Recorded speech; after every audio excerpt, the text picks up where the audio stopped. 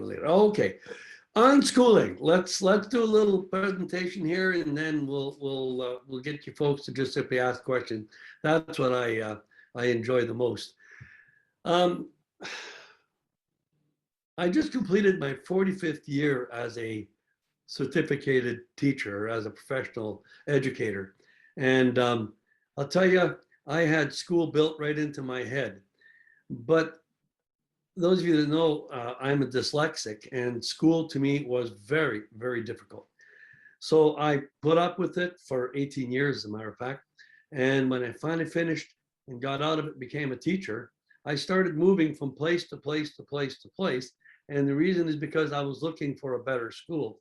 And what I discovered is that no matter where I went, it was still school. So I've been inside of public schools, separate schools, private schools, through in Alberta, in Saskatchewan, in Edmonton, or in the country, in the city.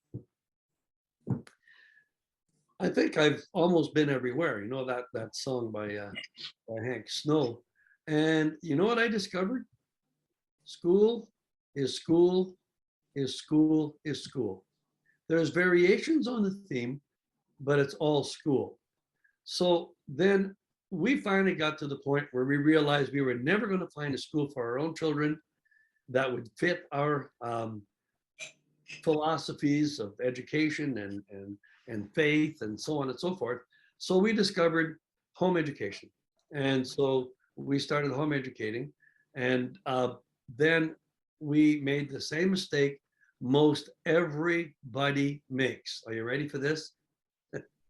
We brought our children home and we brought school home with them. How many know what I'm talking about? Yeah. So what we did then is we started trying to fix it. Now we knew we couldn't fix it in the system because it's a systemic problem. We could fix it at home. And so what we started to do, we started to undo schooling. We started to just pick our own curriculum. We started to not get hung up as to how much was done or not done. We stopped getting hung up on the well-rounded education. We forgot about the grades. As we experimented on our own children so that we could have all this wisdom for you folks, we found that we were doing less and less school. In other words, we actually didn't invent the term unschooling, but we were among the first families to be unschooling. And not only that, but when it came to the high school level, and I was a high school teacher, I was a high school biology teacher. I also taught French. So my children, when they got to the high school level, did not go get credits. We just did not want our children to be numbered amongst the graduates that I had back then. And that's 20 years ago. So we were among the first in the province to actually move our students, our children, onto the post-secondary level. That opened a whole new ballgame for us because we discovered that even though it was legal to educate your children at home, and even though it was, sponsored by the government and later on even funded by the government, the same government that owned the post-secondary institutions, the post-secondary institutions were making no accommodations for these students. So I embarked on a campaign, went across Canada in 1999, 2000, 2001, continued to do that into 2005, where I visited post-secondary institutions in every province across Canada. And we started the website that continues to this day. And Mike is the guy that's taking care of that. It's a listing of post-secondary institutions who tell us what they're prepared to do for our unaccredited home educated students. Now, when we talk about unaccredited, it's the government that's doing the accreditation, which begs the question, which really will separate school from unschool. When somebody says, can you define it really simply? Well, I just simply say, well, it's not school. Just take a look at what school does and do that, or don't do that, and take a look at what school does not do and do that. I guess that would be the simplest definition of unschooling. The best definition of unschooling is just be a family. But really, when it comes right down to it, this is what determines how much school and unschool you have. There's kind of a gradient. It starts off with school, at school, then there's school at home, then there's home school, then there's home education, and then there's unschool. So at one end you have school, at the other end you have unschooling, and you've got all kinds of transitions as people go from one to the other. Bottom line is the difference between school and unschool is a matter of who is in authority over the education of the children. In the school, you send them to school, you've got no say as to what curriculum the children are going to follow. You don't even have any say in grades. I mean, a little bit different up there in Lacrete. You know, they do actually flunk students there every once in a while, but that's very odd. In most places, even when the children are struggling, they just put them on to the next grade. They call it age appropriate placement. You have no say in the school, well, unless maybe you're on the parent advisory board, and then I guess you can have a say as to whether it'll be hot dogs or hamburgers at the field day. That's it, okay? You've got zero control over your children. When you bring them home, you have a little bit more control. Last year, I had so much fun with my blogs because there was such a war going on between the school and the parents because there were two bosses. The kids had they had this online programming. The teacher was the boss, but they were at home where the parents were the boss, and there was a real clash. The same teacher always asking for parental involvement, we're now asking parents to butt out. So it was kind of an interesting scenario, to say the least. When you bring the children home, if you're just bringing school home, like as an online learning, we just call that school at home rather than school at school. When you homeschool, what happens is that you start to then take a bit more control over the education of your children. Now, you're still going to the school, you're still looking at their examples, and for most of us, because we've been to school, that's what we know. We're going, oh, what are we going to do for social studies? And I'd say, well, how about reading history? No, no, no. You know, like, what are they doing in grade 9? It doesn't matter, okay? Because the thing about school is that it's spelled differently from the word learn, and they're two different things. School is an institution. Learning is something built into each and every one of us. It's God-given. It's no different. Well, let's ask Tony. She's got an 8-year-old baby. So if we were to ask Tony, if your little baby sneezes, are you surprised? No. If a little baby fills her diaper, no surprise. No surprise if she coughs. No surprise if she cries, because those are just natural things. Why have we made learning so unnatural? It's as natural as sneezing and scratching where it itches. So the problem is we've institutionalized this and we've taken the humanity out of it. So as we bring the children home and start to make more and more decisions, we become more and more in control. When you finally get to the point where you're making all the choices and you're completely in control, we refer to that as unschooling, okay? So is that an easy enough way to explain it? The question is, if you want to know how free or how close you are to unschooling, ask yourself, how free am I from having to answer to someone else regarding the education of my children? The less you answer to someone else, the freer you are, the closer you are to unschooling. So that's a definition. That's what unschooling is in a nutshell. So I'll open it up for a few questions, and then I'll tell you what unschooling is not, okay? All right, so does anybody have any questions right now?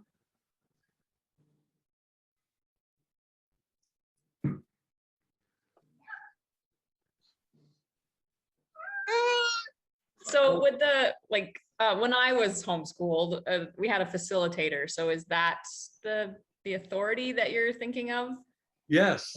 Okay. And Yeah. now that we've, addressed that, if your facilitator, if you're looking for freedom, if you're looking to unschool, and your facilitator comes in and starts telling you that you're not doing enough, or so-and-so isn't writing at a level, the appropriate level, or telling you should do this or you should do that. In other words, the minute the facilitator exercises any kind of authority over you, you have to make a decision. Fire the facilitator or submit to her authority or his authority, okay? So our approach is quite simple. We go into the homes and we go, okay, you're the boss. We're here to serve you. Now, we've got lots of experience, lots of answers, lots of suggestions, but you will not see us scolding you for not having done something, or for having done too little or not enough and all this kind of stuff, none of which makes any sense. When you stop and think, I can show you how crazy school is. There's over 7 billion people on earth, and every one of them are different. And then we turn around and we say that we've got a standard educational program. How can you standardize? Who's the standard child? As I said, in 45 years, I've yet to meet the standard child, or, you're ready for this, the perfect family. They don't exist, okay? The other thing about school is that the standard is actually built on an average. So your valedictorian is actually the best at being average. It doesn't really allow the kids to just fly with the gifts and the talents and the abilities that God's already put into them. So if they're really, really into music and that's all they want to do in school, they might get a couple, 3 hours a week. At home, they can have 8 hours a day and put in an hour of math and English. That's the way it works. Mom and dad are the boss. And if anybody says you're not doing enough academics, cut out the music. Once again, remember the door you came in? That's the same door you'll be leaving. So you take control. Freedom. Don't we all love freedom? There's two elements. That's the topic of the blogs recently. The two elements is you have to have choice. So we do have choice in education in this province, but if you take a look at it, it's almost not choice. We do have a choice between, adhering to the institutional school system or not, but nobody tells us this. And reality is that you can get your government program in a public school or separate school or a charter school or an alternate school or a private school or a francophone school or an indigenous school, but it's just, or in a homeschool, but it's just the same government program in a different venue. So there's choice, but not really. The example that I use in the blog was ice cream. If somebody says, you want some dessert? Yeah. Well, we've got vanilla, chocolate, and strawberry ice cream. Okay. So your choice now is ice cream. What type of ice cream? If they're saying you want ice cream or cake or pie or cookies or whatever, that's real choice. But to give you flavors of ice cream is to limit your choices to ice cream. So when you have the government program being offered in every possible place, your choices are actually limited. Now, in home education, when you fill out the notification form, and those of you who are registered with us usually don't see the notification form because it's a long paper that we populate with our database. But it asks you the question, do you want to do public programming? And if not, will you do an alternative that meets the student learning outcomes? Well, everybody with Education Unlimited checks box B because we don't have anything at all to do with government programming. We just don't do it online. We don't do shared responsibility. We don't do credit, none of that. And everybody knows that before they decide to join Education Unlimited. And the student learning outcomes. Let me put it this way. The only person that will not meet at least some aspects of the student learning outcome is the student who unfortunately never made it to adulthood. The government is saying the children will learn to read. Oh, They'll learn to read in a home education program. They say there's nothing scarier than a mad mom. They learn to read, all right? And then after that, they're on the couch and that's all they want to do. Now mom's mad again because they're not helping. Just can't please mom. Anyways, so that's addressing the whole facilitator thing. There should be no authority being exercised in the house over your children other than the parents, dad in particular. If dad is not doing his part, then mom finds it difficult to be able to do it. Okay. All right. So let me tell you what unschooling is not, and then we'll entertain more questions. But before I do, I will share with you wisdom that I gained from my very old neighbor many years ago. He's passed on now, but him and I were always having talks, and we would get stuck sometimes, or I would say, gee, I was going to ask you a question. And he would say, the best thought is only as good as the weakest memory. Write it down. So if you get a thought, quickly put something on paper, because I'll talk and the next thing you'll know, you go, who was that question again? All right. So let's talk about what unschooling is not. It is not unlearning. It is not unlearning. Okay. I see Crystal doing her job. Thanks, Crystal. It is not unstructured. It is not unparenting. It is not undisciplined. It's none of those things. It's just not school. And this is the problem, is most people think that the minute that you leave the school, you're leaving the environment where people grow up, like the socialization question. Isn't that cuckoo? The only place that kids are going to learn socialization is in school. Well, they'll learn socialization, all right, but boy, I got to tell you, they probably learned more on a half hour in the bus than they did in the whole day in school. Yeah, socialization is definitely part of it. Unschooling is not unsocialized. People somehow think that if you're unschooling, you brought your children home, you put them in a barrel, and you plug the bunghole. That's not the way it is. What unschooling is not allowing outside influences, outside authorities to get in the way of your children learning. Okay. Now, does that mean that you just sit back and let the child do what they want? No. If you want, we can give you a lesson of what it means to be a parent. And until the child comes, reaches puberty, then of course, it takes a while for them to reach adulthood. Actually, sometimes I think the reason why it takes 3-4 years for children to go through puberty is so that the parents can adjust. Anyways, they do, get an adult mind. And if we've taught them properly, they will challenge us. All right. And you've done a good job when you've got bite marks in your backside because they're thinking for themselves. And that's what we want. Okay. So is everybody clear on what unschooling is not? Unschooling does not necessarily mean that there is no using of curriculum. There are people who are unschooling and they are using curriculum. The curriculum helps mom. The more children you have, the more helpful it is. Also, it helps mom answer to dad. See, dad's the boss. And when he comes home, if mom can say, we did 22 pages of math today, all right? There's something that's measurable.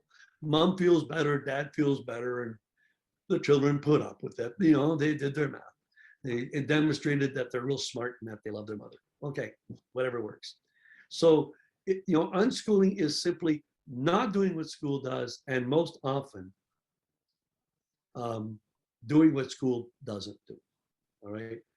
Now, as far as indoctrination is concerned, the school is full of it, and so is the home.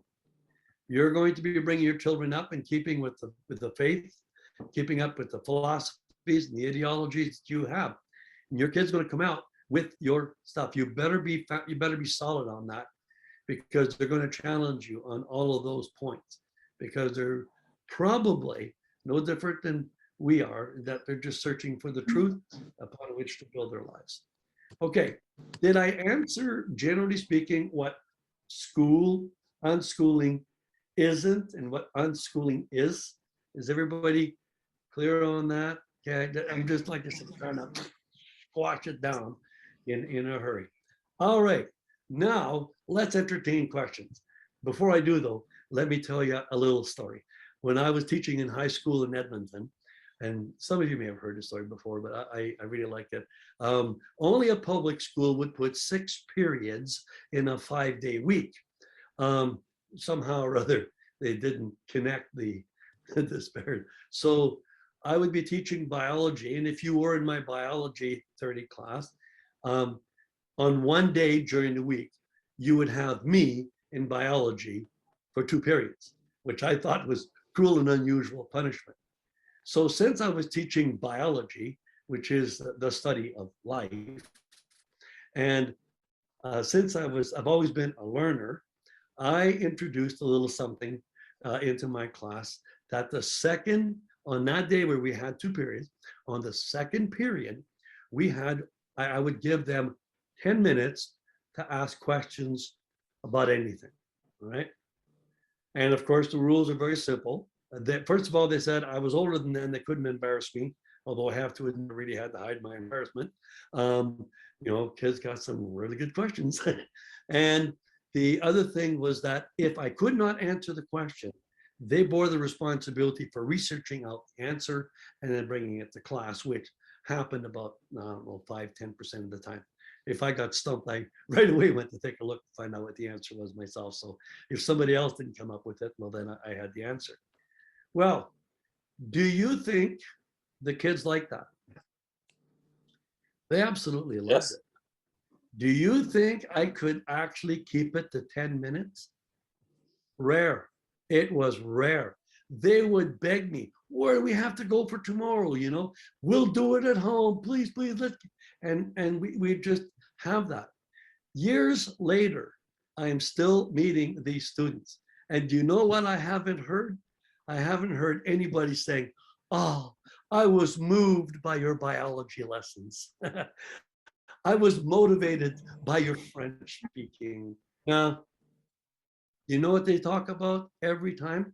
Question period. The best one, as an example, was a young man who was in my biology 30 AC class. That's the upper academics, real smart, young man. And he said, oh, I know you were an awesome biology teacher. He says, I got a good mark, but he says, I have to admit, I don't remember any biology. I was shocked. Right, no. How much of you remember of your biology in school? But what he said next was important. He said,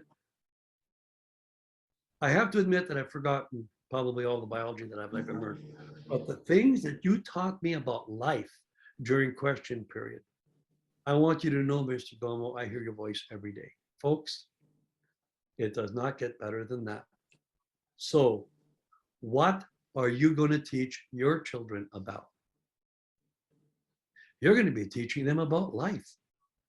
Whether those children are in school or at home, they're going to have the greatest impact in their life is because of their parents who really truly have a vested best interest in the student's future in their lives.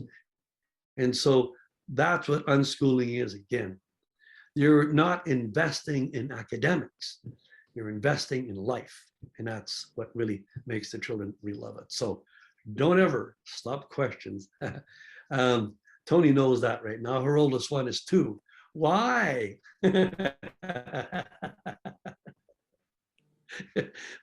She'll grow out of that and add a few whats, hows, wheres, and whens too. So it won't always be why. Anyhow, all right. So let's entertain some questions here. Just wave at me if you want, and then put yourself on mute and ask the question.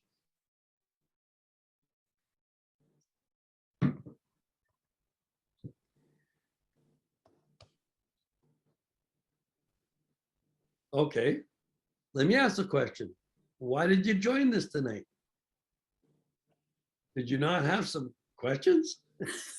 Okay, Vicky. All right. All right, we got a question. I'll tell you what, in that classroom, I Yeah. never had a problem with getting questions. All right, Vicky, you're on deck.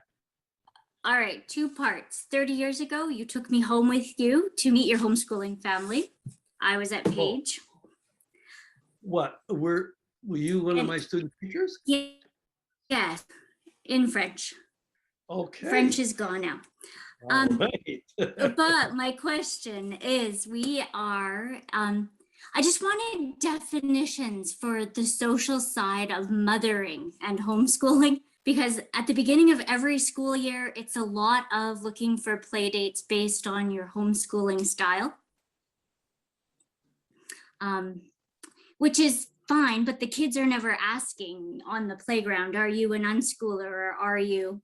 So I was just looking to have a better definition of what we do. So, if there's a group of unschoolers looking for an unschooler to come play, that was why I came. Okay. Just so I could Wow. say, yes, actually, we are unschoolers. Right. Okay, so I'm going to go back a little bit. You were one of my student teachers? No, just a student. Just a student. Okay. Student. Okay. Yeah. All right. And what was your maiden name? Sims. Okay. Well, can't say that I remember. That is Sorry. okay. I'm Well, good with A long time ago. Yeah. The last time a bunch of kids saw me, they were on Facebook and they were saying, oh, he really hasn't changed. And then That's somebody funny. says, well, maybe his hairstyle. No, No, it's actually called hair color. It just got gray. that's funny. Anyhow, I had 22 student teachers in my career. Really, really loved it. So, all right. And I really very much enjoyed being with the parents now, or with the students and doing things with them. To answer your question, the first thing that comes to mind, and Crystal is a facilitator with us. She's one of our facilitators. And Mike, I should introduce also, is my executive director. He's my go-to guy for a lot of stuff. So anyways, is to just enjoy life, live together. Don't get hung up on titles. Don't get hung up on patterns and formulas, because there is none. You've heard this before. God breaks the mold every time he makes a person. With 7 billion people on earth and no two of them being alike, no two having the same fingerprints, how many lines can you have? No people having the same iris. We're also incredibly unique. And so what you want to do is just simply, provide opportunities for the children to play and provide opportunities for people to talk. Just start asking each other questions and just, and don't look for fault. That's one thing I oftentimes tell people. There are incidentally 3 rules to unschooling or to educating at home. And are you ready for them? It's very, very simple. The first rule is don't push them. If they're not ready, don't make them go. Don't make them read if they're not ready to read. Don't try to shove math down their throat if they can't, do simple little math things. So don't push. Number 2, conversely, don't hold them back.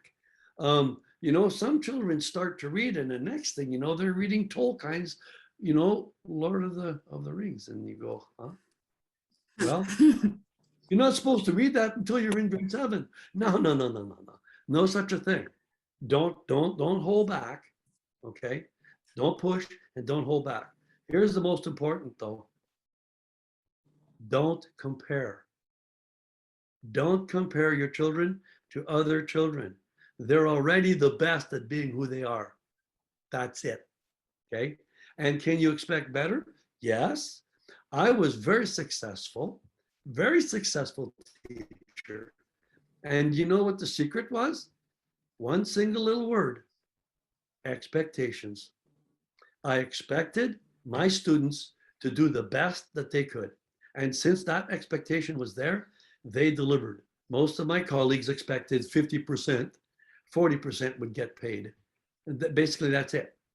But I expected my students to do the best that they could. So I expected excellence, never perfection, because I got reminded every morning when I looked in the mirror that perfection didn't exist. So Don't expect too much of the children, but expect them to be the best at who they are. Never mind average. No such a thing. There's no such a thing as average. All right. All right. I hope that answered your question, Vicky. Does it? Crystal, do you have something to add to that? I don't think I have anything to add. I'm not sure. What I heard, Vicky, is you were wondering about connecting with other home educating families. Is that what I heard? Just when homeschool moms are trying to set things up that are by label, I just wanted a more solid idea of what our label is. Human. Yeah, exactly. And that's Human, what that'll we've work. done. Or, you know, some will say eclectic's not a bad word, but so I was just, I'm like, I just Oh. want to hang out. Just throw those words out and Yeah, actually just- go in the dictionary and just find mutter and simple go- ones and impress Yeah. your friends. Yeah. Yeah. Okay. Well, again, just be comfortable in your own skin. I had a question, Leo. Yeah. Who's this? Who's talking? A question when you're ready there. David from Columbia. Okay, go ahead, David. from Yeah. Columbia. Yeah. Go Okay. ahead. Okay. I wasn't sure if I interrupted or not. The signal's not very good here. I have a question about the English for my children. We live in Alberta. We did a visit to Columbia and we're stuck here right now with some travel controls because of the COVID hysteria. Okay. And my wife's from here. We have property. We're on a big property. Okay. All right. So the kids, so the question is about how to improve their speaking English. They're fluent in Spanish because their mother speaks Spanish. I do a lot of reading with them, and I do all the homeschooling in English right now to get to the maximum exposure to English. But the challenge is nobody else here speaks English. So their math is good, their science is good. They're already on the Linux command line. They're 8, 10, and 10 years old. But their speaking is slow. It's the grammar is poor, it's slow, but their reading and writing is very good. So the question is, do you have any suggestions about how to get their spoken English improved while we wait? We might be here another 4 or 5 months while we wait for this COVID hysteria to clean up here so we can travel back to Alberta. Right. Well, I think one of the answers you probably already dealt with is that you can surround the children with English-speaking children. Well, if that's not a possibility, well, then it's not. Yeah. But I would recommend maybe something that is more of a standalone disc program. I'm thinking of Abeka has TV DVDs. Bob Jones has DVD where there's a teacher, and it's not online. It's you know, you determine when the English lesson is going to be, but rather than have mom teaching the English lesson, it's that teacher who's recorded on that.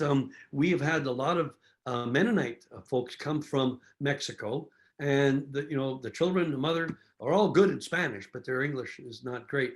And we've used the Abeka DVD program, and the Bob Jones has one as well. And I'm sure there must be many, many, many more now, even online programs where you can actually, get on. I just had a call from a dad who is really excited because his son is on fire. He can hardly wait to do his IT, excuse me, his info technology course that he's taking from a professional in India.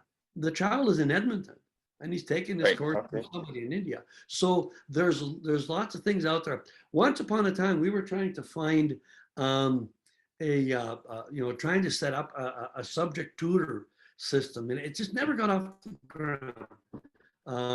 So anyhow, that would be another one, is if you can find a tutor. And of course, with Zoom today, you can almost find a tutor and Zoom in. There's I don't know if you've got, obviously you would have more relatives here in Alberta than your wife would. Maybe there's somebody there who would volunteer. Yeah.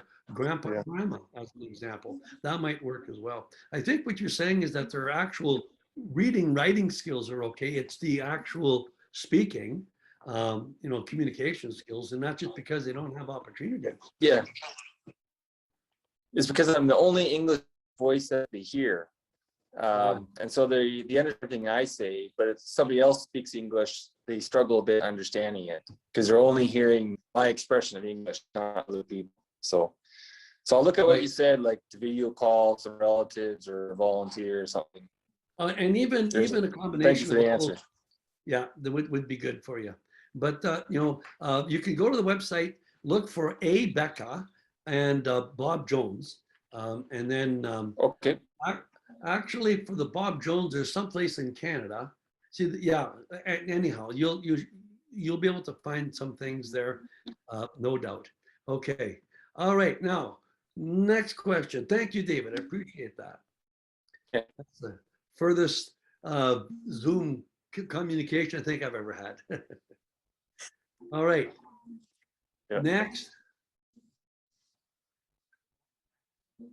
It doesn't have to be on the school or unschooling. It can be anything at all. All right. Yes, Megan. Okay, you're on. You're muted. There you go. Hello. Yeah. Here. Yeah, this is our first year homeschooling. And we've started homeschooling, or we've started unschooling.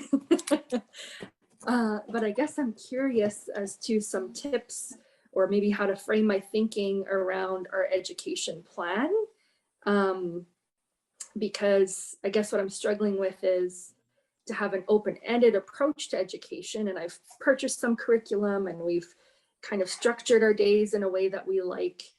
But then when it comes down to kind of plugging that into a framework for kind of setting forth some structured goals, I'm struggling wrapping my mind around that a little bit, as it feels a little bit contradictory.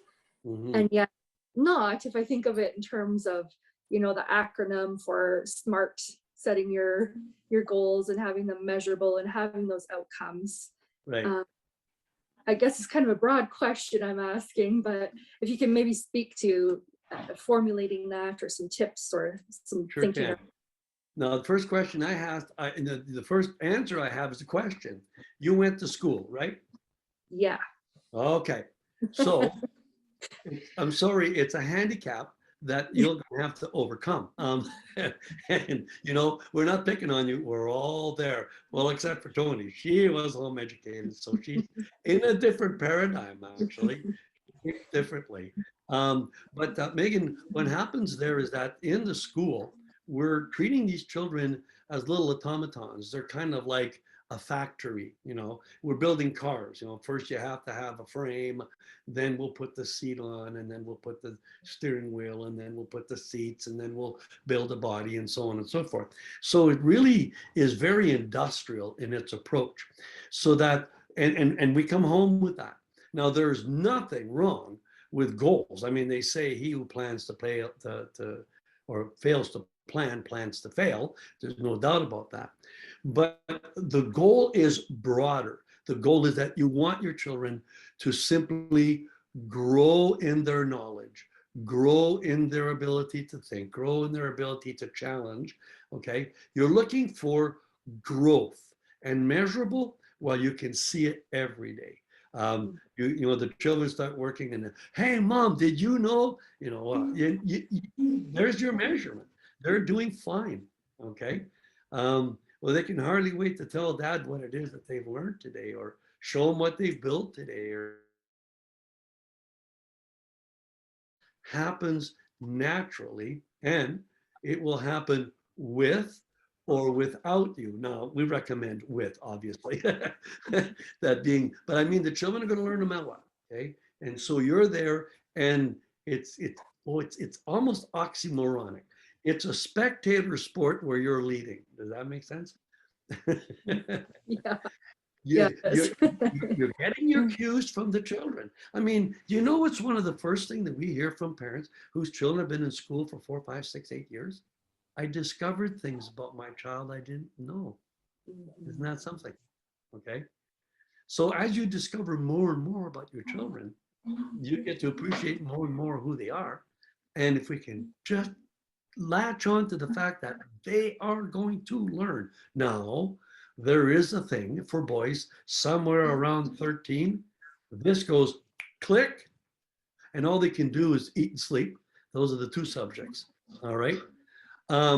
And so, you know, you'll sometimes start thinking, and I got this phone call, you know, my son has forgotten everything I've ever taught him. And I'm going, is he 13 or something? And usually they say yes. So, you know, they go through, you know, and girls have their times too, you know, and it's in a different way. Girls are more likely to get hung up on that phone. All right. And if self-discipline doesn't work, parental discipline does. Bye-bye phone. So, you know, as I said, it's not undisciplined or unstructured, but it's free. So you enjoy the children. And of course, if all of a sudden they decide that they love birds and they're going to study birds, get out of the way. Let them fly with, well, pun. Let them fly with the birds, and they'll learn so much. And you will be running after them, learning from them. I mean, and the thing is the family is, you know, we think we've gone to school, so we've done our learning.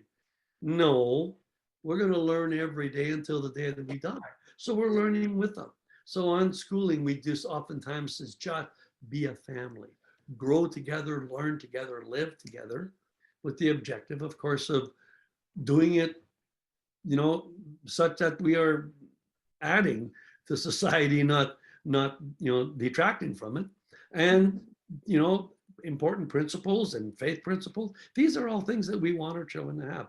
We want to equip them so that they can be successful.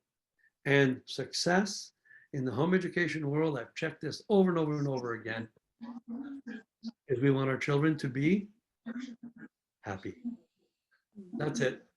Does it involve a bunch of money? Oh, I'm sure that'll help, but it doesn't have to. Okay. Popularity, maybe, doesn't have to. The reality is that if they can get up in the morning and look forward to going to work because they really enjoy doing this, then I think that we've been successful. And I don't care if they're garbage collectors. I don't care if they're doctors, lawyers, you know, chiefs, CEOs. It doesn't matter. It doesn't matter if they're, you know, we all have a part to play. And you got to remember, you know, while I'm on that topic, this may help a bit. The world sees things in a hierarchical level. You know, your PhD is so much better than the master as a graduate student, better than the undergraduate student, better than the technical student, better than the tradesman, and at the bottom of the pile is mother.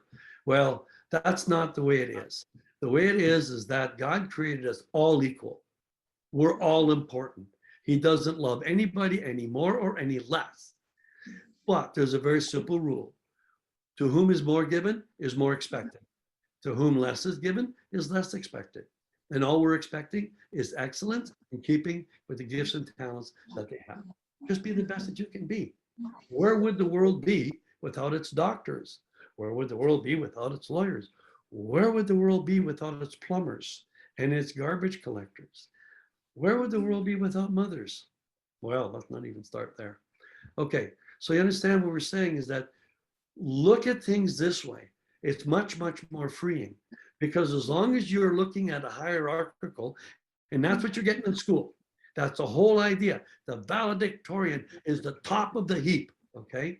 And so we want to make sure we don't do that, because there's no freedom in this. This is bondage, all right? There's always somebody bigger and better than you. Whereas on this plane, we're all the same, we're all equal, all right? This is real true socialization, not this, and that's what you find in school.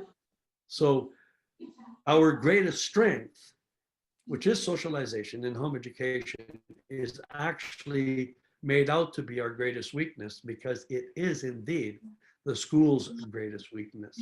Most of us take years to recover from our school experience. All right. Does that answer your question, Megan? Yeah, thank you. Yeah. Oh, yeah, there is a word. We'll call it a magic word. You ready? Relax. Yeah. Enjoy. Thank you. Okay. Next.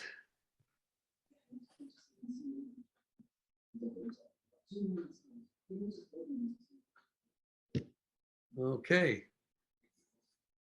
Now, the problem is that a lot of people are having technical difficulties. So I see a lot of names and I can't see you waving your hand. So you can wave away, but there's no video. So if one of you, many people, Helen, Nick, and Angelina, and Alicia, and Zoe, and Philip, any of you have a question, just barge in.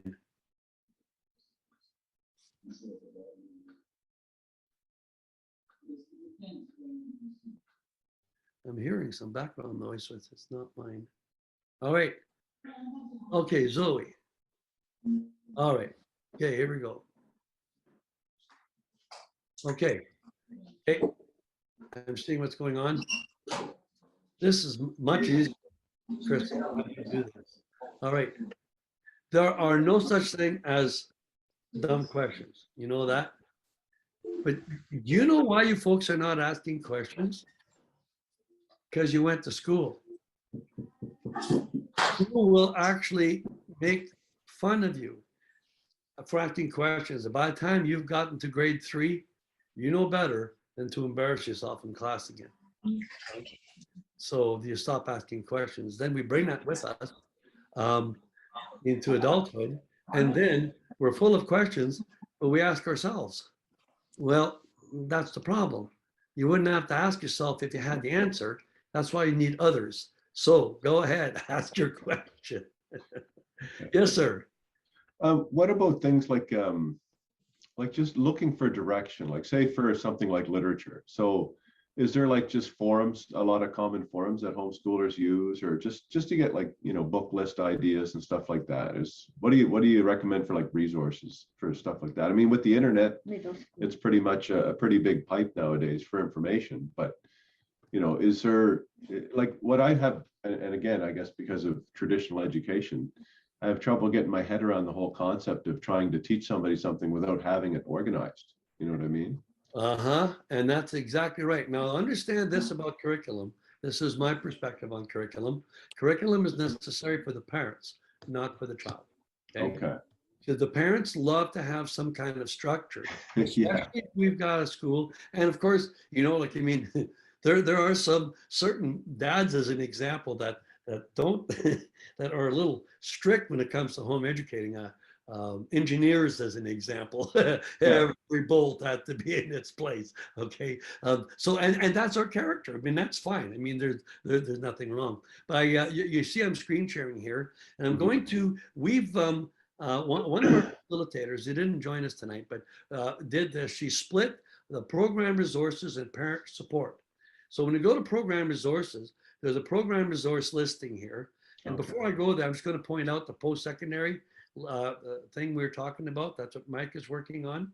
And the subject tutors right now is dead, not working. And if you're interested in apprenticeships, there's everything you need to know about apprenticeship. But when you go to the program resources, I'm going to scare you. Look at the list that we have here. Right. Okay. Now, if you're bamboozled, good. You should be. Nobody can make sense out of this list. That's what, when my wife and I started home educating, we had maybe 4 or 5 choices. Not anymore. It's getting very complicated. So what we've done is we've introduced some filters. Are you looking for something in Bible or science or physical education or English language art? There it is, okay? And then we can filter by type. Are you looking for a vendor? Are you looking for a website? Or even an iOS app, okay? Then primary, secondary, post-secondary. Let me tell you the difference. Primary is everything before puberty. Secondary is between puberty and the post-secondary. And in home education, if you're starting at the beginning, post-secondary begins at 15 or 16. We've actually had students as young as 13 years old doing college courses at the West University courses. Yeah. So you know, there's no, you know, and what you're asking for, Wade, is that, you know, when does this one stop and this one start? It's a gradient, you know, so it's real hard to say. And one day said, you know, and it's the same thing. Graduations are always so funny. We just decided today was the day, you know, and we're going to graduate today. So, you know, and really graduate from what? like one of the things that irks me about the education system now is that, I mean, you could fail before, now you can't fail. Like, Right. isn't there something like, how do you put, like, isn't there like a motivation of some kind that comes from that sort of sense of, like you're saying, like there's really no grades, right, at homeschooling. So how do you sort of know, just even comparatively, just to Failing make is sure that they're sort of moving Yeah. on at a good clip? Like, I mean, obviously they'll excel at one thing and maybe less at Yeah. another. sure. You just sort of go with what, like, I mean, you know, our teenage son likes the idea of engineering, so you just start looking And for if he- resources in that direction, I suppose. That's right. But if he's really truly interested in engineering, depending on what type of engineering, he should be really, really cool, really, really good at math. Right, And there's it some is, really, really yeah. good math programs. Yeah. So let's just do that. Let's go secondary, and then let's pick on math, which we had before.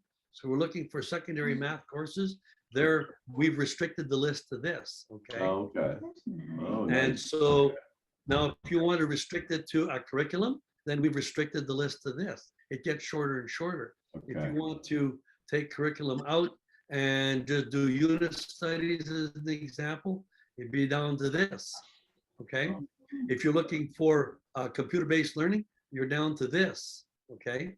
So that's what the filters will do. They'll help you Right. direct in particular. But you did say a word there, and I hope you're okay with me going tut. Remember, we said don't push, don't hold back, and Yeah. when you say comparatively, I go, uh-oh. You can't compare him because he's fully unique. Now, if he's really truly headed for engineering, his math will be really, really good. If Yeah. it's going to be chemical engineering as an example, he will already be doing chemistry. So we'll take out of here, we'll go into the sciences here and have a look again. And these are all different sciences, and you can see the different ones. The second one here, Apologia, happens to be my favorite. I'm a scientist, and it is absolutely fantastic stuff. As an example, in my field of biology, one of the most misunderstood things about a school is that it has this high academic standards. I was teaching biology 30, and while I was doing that, my children were doing the Bob Jones grade 7 life science, and I was whimpering, wishing that my grade 12 biology book had as much biology as the Bob Jones grade 7 life science did. Okay, so don't kid yourself about your school. Don't go there. Now, if you do Apologia, let's say we'll just pick biology as an example. Sure. Yeah. If you pick the Apologia biology and you went to the advanced biology, you can easily walk into a third year Athabasca University biology course and have no problem with it. Okay, so that's the the one thing about the programming that is available to home education. And it's not all great stuff, and it's all high academics. Like Abeka, as an example, for your hands-on student who's going to be heading into the trades, as an example, Abeka is the wrong choice. Abeka is academic, super duper academic. Once you get to grade 10, they start doing English ad nauseum. Like the kids got it.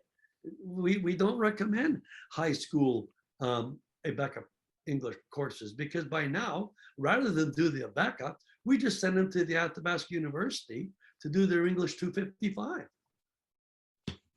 Why are we going backwards in order to advance? And how many times do we need to learn to read? How many times do we need to learn punctuation or spelling? Once you've learned that, doing it over and over and over again doesn't improve anything other than keep them busy or potentially frustrated. That's when the books go flying up against the wall and they say, I hate homeschooling. It's because you're asking them to do what they already know. Okay. So been there, have you, Tony? I can see by the body language, but that's exactly right. Or trying to make them, the other thing too is the school has this nonsense about a well-rounded student. Okay, you know what a well-rounded student is? A student who's been exposed to lots of learning opportunities. If that's something that interests them, they'll take off with it. I've run into students as an example whose grandfathers, great grandfathers actually, were in the war, and they took it, and all of a sudden they know more about World War I and II than I do, and my dad was in it. Okay, so you know that they just go with it, and just usually that's good stuff. Just that gives mom a break. She doesn't have to keep them busy now. Get out of the road and let them go, and they'll do fine. And don't be surprised if one day, just as fast as it started, click, they're done. Next, do something else. That's okay too. Okay, because it just that's where they are at that point in time. Okay. Yeah, one of the big complaints that I had about the question period was that we would get started on something, and the bell would ring. It would drive those kids nuts. You know, like they were so unhappy with that. Well, if you've got a bell at home, throw it in the bush. Don't use it. Don't do periods. Don't do scheduling that way. Go with the flow. Matter of fact, for mom's sake, can you imagine you taking care of the house in keeping with school schedule? At 8 o'clock, you got to feed the children at 9 o'clock. Oh, the kids aren't fed. That's too bad, because between now and 10, it's laundry time, and between 10 and 11, it's baking time, and all this. It's just crazy. Nowhere is there a schedule like there is in school. We take life, bust it up into little tiny compartments, calling it subjects, and then we break those up into grades, and that's what we call normal. All right, so did I answer your question, Wade? Did I give you some Yeah, generally. I mean, it's Yeah. like it's almost a shock to start thinking this way. Like it's Oh. anarchy, I tells you. It's Yeah. it's But that just that lack of order that you have to sort of Right. get used to, because it's all just kind of open space. You don't really know what direction to go, right? That's right. That's right. And for that, is this your first year, the home educator? Yeah. We just literally started. Yeah.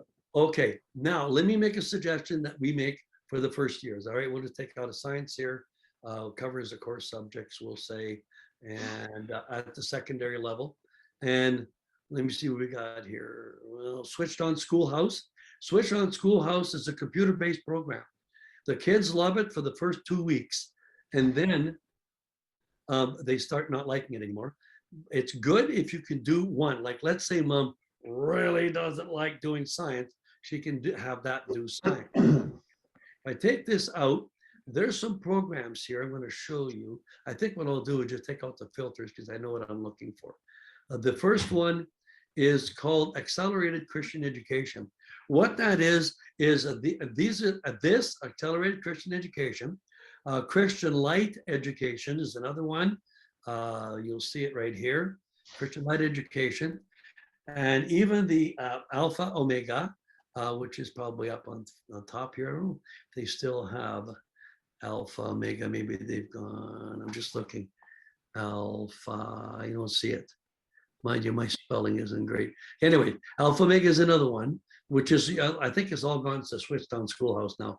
But these, they're comprised of booklets. And so you have ACE, an example, has 12 booklets. CLE has 10 booklets in every subject. So usually when a family's starting brand new and they have no idea what to do, I say, don't go to Costco and get the grade 7, all inclusive. Okay. Yeah. So, Been there, done that. yeah. So I would suggest getting that. And then, you know what? It's not expensive stuff, and it works real good. It gives everybody a foundation upon which to build. And then if it works, well, the old rule thing is, if it's not broken, don't fix it. Go with it. But if all of a sudden they start thinking, this is now not interesting, you can find something else to replace it. But it gives you a foundation upon which to start. And there, if you're wondering about, and again, we use the same words, comparatively speaking, it's more or less what it is, it's schooling at home. So I think a lot of people have difficulty in that they want to go from school to unschool overnight. Yeah. And it doesn't happen that way. It steps, okay? And So if you've been in school and you're comfortable with that, then bring school home, not necessarily online like school at home, but do homeschooling. And Right. that's with your ACE, Accelerated Christian Education, or your Christian Education. Becca, Bob Jones, they all have these programs that just take all the subjects if you want, okay? And that's a good start. Eventually, and then we see this, and then people start going, you know what? That Abeka science is just way too hard for the kids. You know, we went to the Apologia, and they're loving. Or the math, okay? The math was unbelievable, way too hard, okay? But we went to Saxon. It was still too hard. Well, tell me about your son. He loves it in the shop. Get Matthew C, okay? But we need someplace, you know, you need a place to start. And as facilitators, we need someplace as well. Because when I show up and you said, yeah, we were doing the big book of grade 7 from Costco, I go, blank, you know, how did it work for you? Not well, you know. I hope you didn't buy book 8 is all I would say. So then we would help. But, you know, if you know, to get started, to feel comfortable, there's structure, and it's a CAN program. Mom doesn't have to plan the night before. It's all there. It's all done for you. There's an answer key. Mom doesn't have to know all the answers. She could be a really good math teacher without knowing the math because the keys are there. The tests are there. Everything is done for you, okay? So that's what I would recommend for beginning. Now, here's a little word of advice. School doesn't fail people. They just keep passing them on. So if your son is in grade 8, if you go and get grade 8 Matthew C, he's going to struggle. He really is. You've got to back him up 2 years or so. Doesn't matter. It's called backup, but we don't do grades. It's just that 8 is difficult. 7 is still a little bit hard. 6 works. And what's that? You do 6 before you can do 7 before you can do 8. That's just that simple. Okay. Call them levels if you want.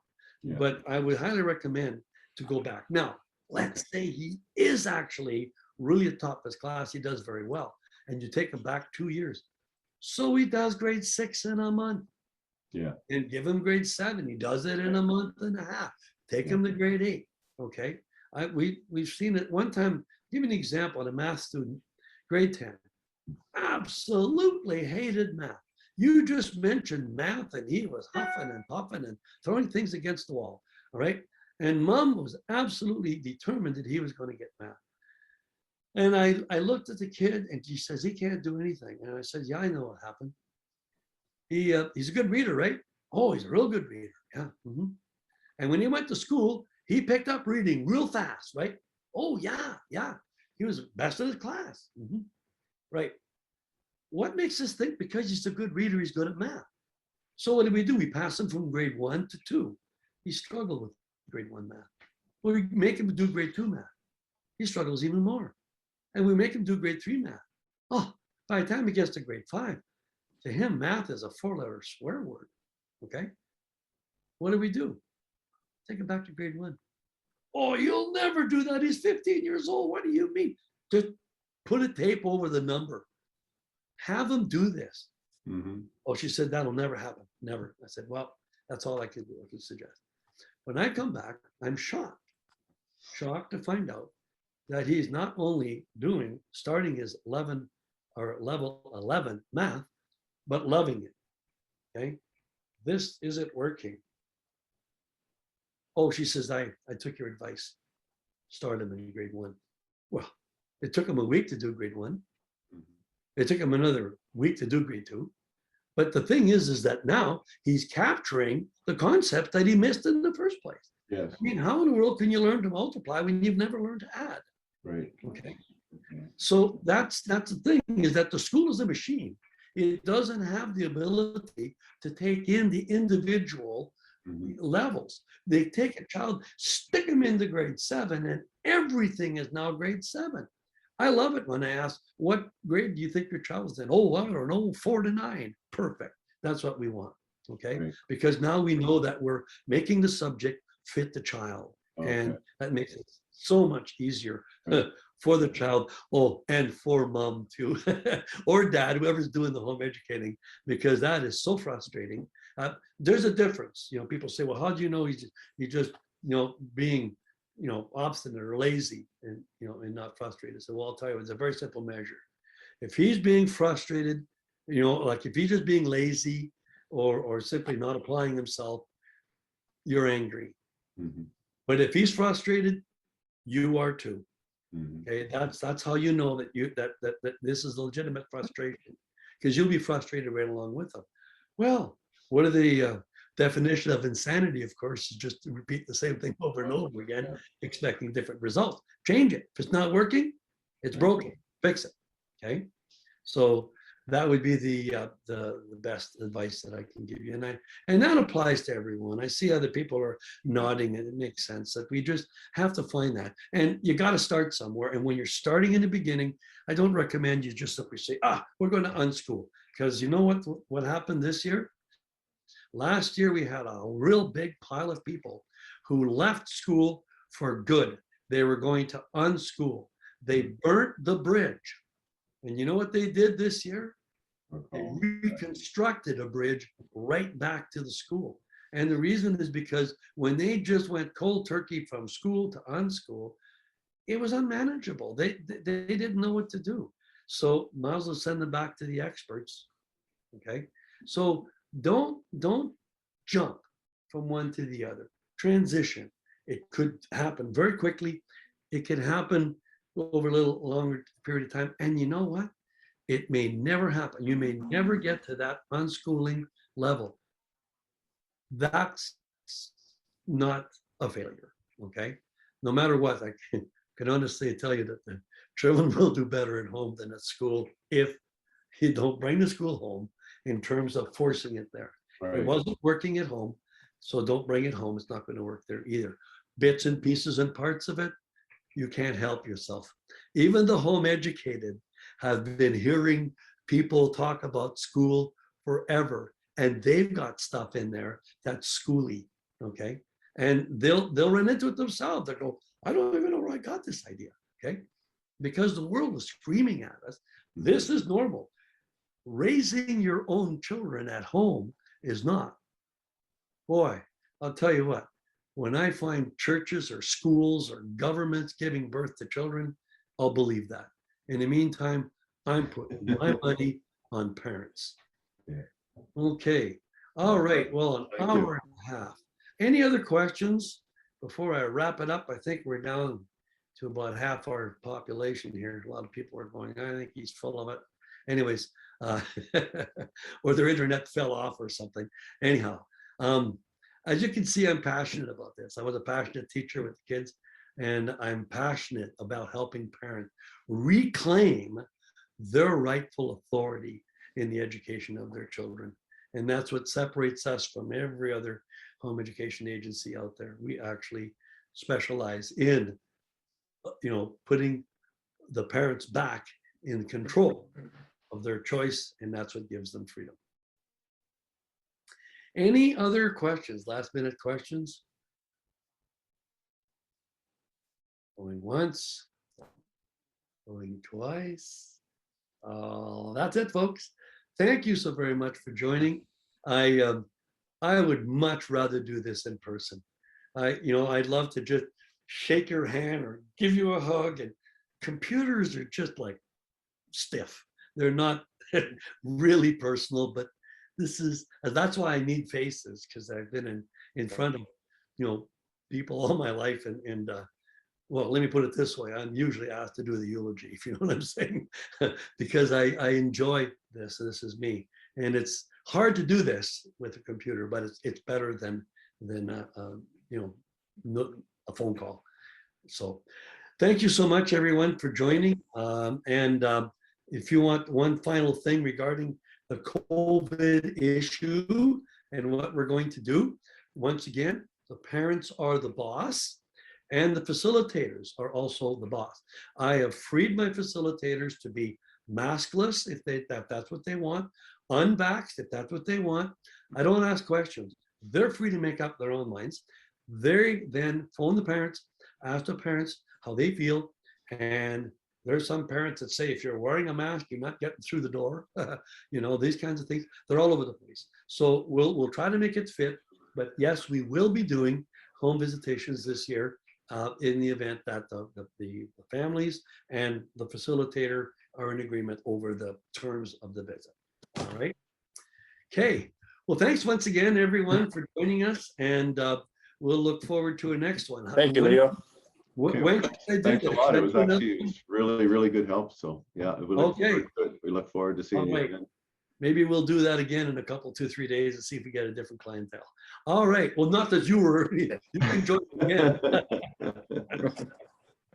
Okay. All right. God bless you all, folks. Thank you again, and good night.